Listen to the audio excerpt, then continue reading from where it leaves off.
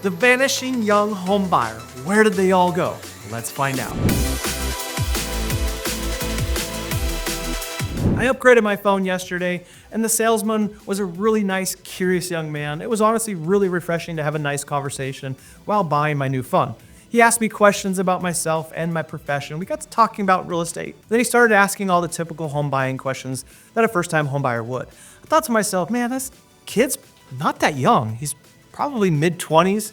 Heck, I had my first home in my mid-20s, and so did most of my friends. I started asking him questions, and I found out that he still lives with his parents, and from my assessment, he's many, many years away from even thinking about buying a home. How did that shift happen so quickly? I mean, when I was in high school, the first-time home buying age was 28 years old, and now it's 38 years old. It seems so late in life to start down this homeownership path. I mean, at that point in your life, you're just as far away from high school as you are close to retirement. I mean, think about that.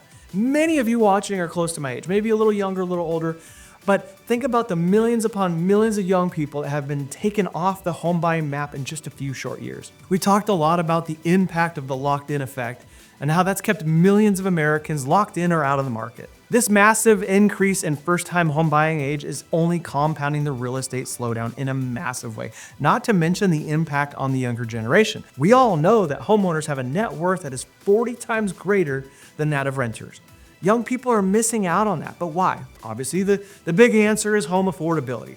But I don't think it's just that. The younger generations are not forming families until much later in life. Heck, they're not even getting married at the same pace or age, which is obviously one of the biggest home buying triggers, marriage and or children. Take a look at the increase in median age at first marriage, increasing at a rapid rate for some time now. And the same thing's true for having children as well. Take a look. And as a result of all that, the repeat home buying age has increased as well. 56 years old. Why? Yeah, exactly. 56 years old now for repeat home buyers. That's wild. And again, one of the many reasons why we have this slowdown.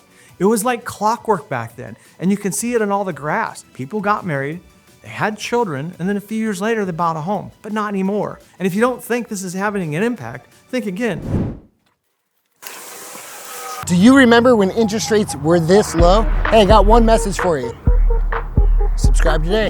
We researched this as well. We estimate that there's 40 million young Americans on the home buying sideline that are of the age of 28 to 38. Historically, prime home buying age. It's a massive impact to the housing market. And here's another wild card as well. Single women now own nearly 3 million more homes than that of single men. Beyonce was right, jeez. They outpace men in 47 of the 50 states. Here are the top 10 states with the largest share of single women homeowners. I don't know about you guys, but I find all this fascinating, and I don't know if we can collectively reverse that trend, but I know I'm going to try. We need these young people back in the housing market. Heck, they need it more than we do. Let's start to focus our content and attention on these young people and help them achieve homeownership sooner. We can start by sharing this on social and at your team meetings.